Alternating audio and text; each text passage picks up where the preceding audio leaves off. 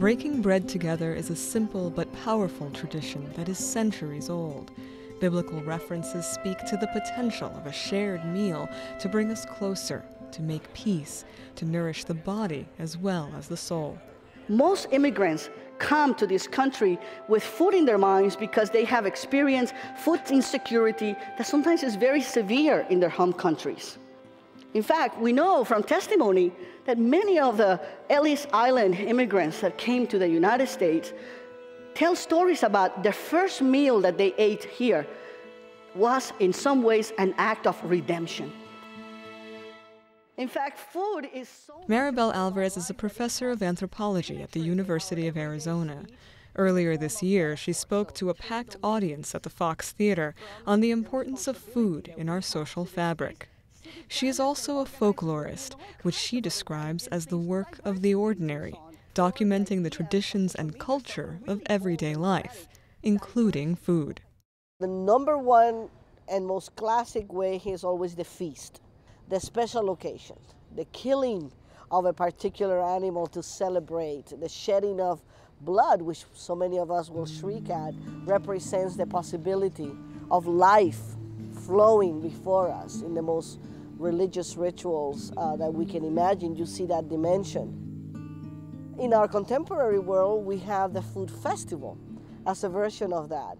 Yes, we have Thanksgiving at home, and yes, we have a special Christmas dinner, and we have tamales at Christmas, all of which are different forms of feasting, but we also have food festivals, which are large public civic events. You don't have to be religious to go to a food festival. And this becomes a way of us feeling connected to each other in a sort of civic arena. Alvarez says that we've made a false separation between the biological and the sociological when it comes to the study of food. When you think about it, both of them come together in pretty significant ways. In fact, the very formation of our ability to be social beings has to do with our ability to share nourishment so that we can survive. And if we can survive, then that means we can reproduce. But then attached to that, the possibility that it is also a form of language.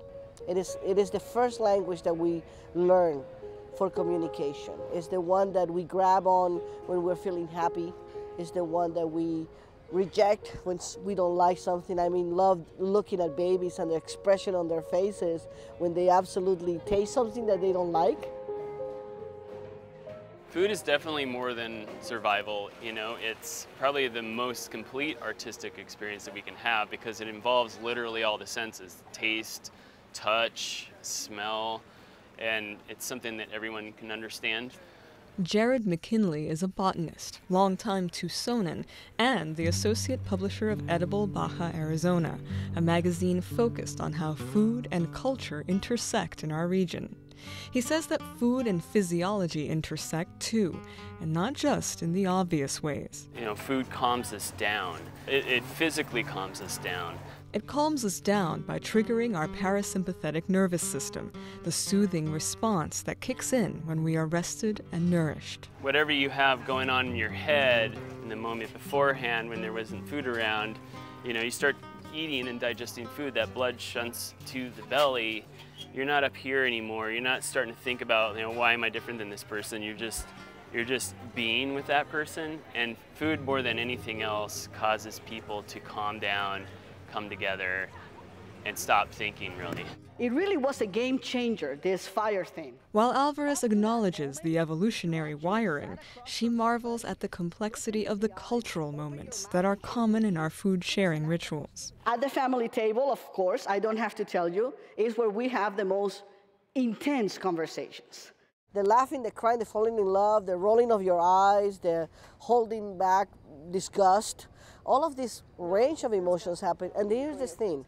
Culture is doing all of that, and you're not even aware of it.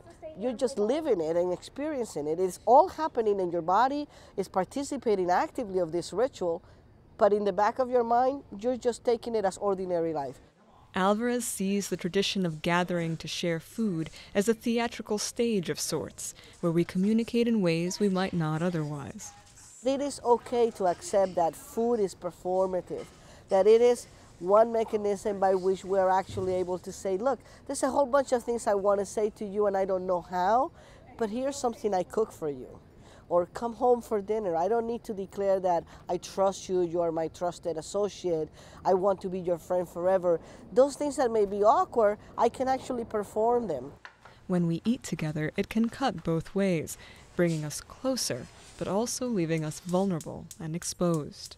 The host labors intensely to make sure that you're comfortable, that you have what you need.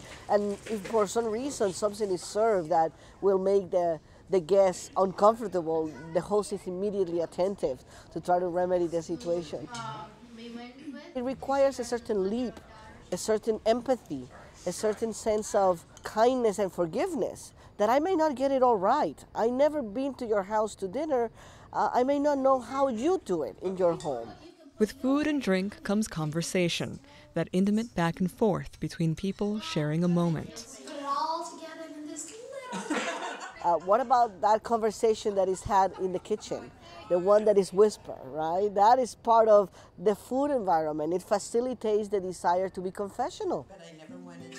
Alvarez says that sharing food helps send the psychological message that we are satisfied, and that fulfillment can resonate deeply in our lives. It means I'm okay as a person. It's not very far from saying I'm loved. It's not very far from saying I'm taken care of, I'm secure, I'm safe. What all of that points out to is that it is a rich language. And if we think about food as a language, then you begin to see the many ways in which it communicates that range from the very mundane and prosaic to the poetic and the lovely.